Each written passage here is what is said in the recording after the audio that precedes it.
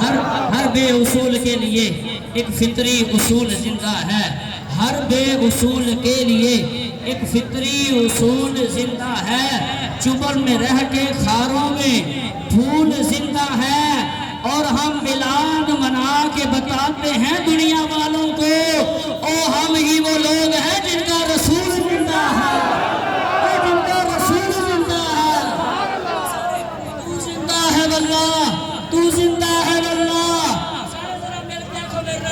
تو زندہ ہے واللہ، تو زندہ ہے واللہ، تو زندہ ہے واللہ، تو زندہ ہے واللہ۔ میرے چشم عالم سے چھپ جانے والے، میرے چشم عالم سے چھپ جانے والے نبی پاک صلی اللہ تعالیٰ علیہ وسلم کا ایک فرمان۔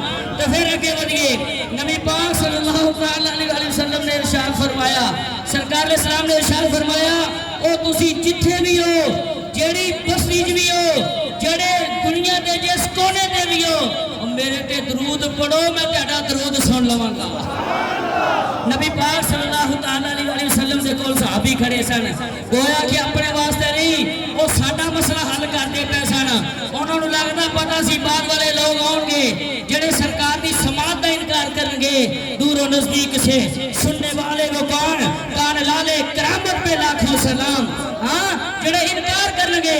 سرکار نے صلی اللہ علیہ وسلم عرض کیتا، یا رسول اللہ بعد وفاتی کا، یا رسول اللہ وفات تو بعد بھی سنیں گے؟ نبی پاک صلی اللہ تعالیٰ علیہ وسلم نے ارشاد فرمایا، نعم ان اللہ حرم علی الارض ان تأکل اجساد الانبیاء فنبی اللہ حی یرزق۔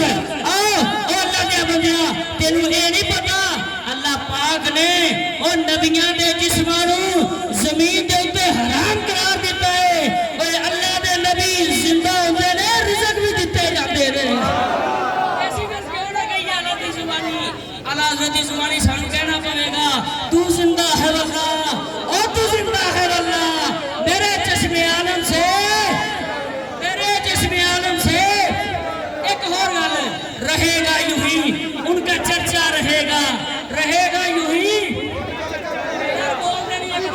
لنگر تے تسی کھان دے ہو، اسی تے نال منوانے ہیں، ہاں لنگر تے تسی کھان دے ہو، پھر بھی نہیں یار بول دے، رہے گا یوں ہی ان کا، رہے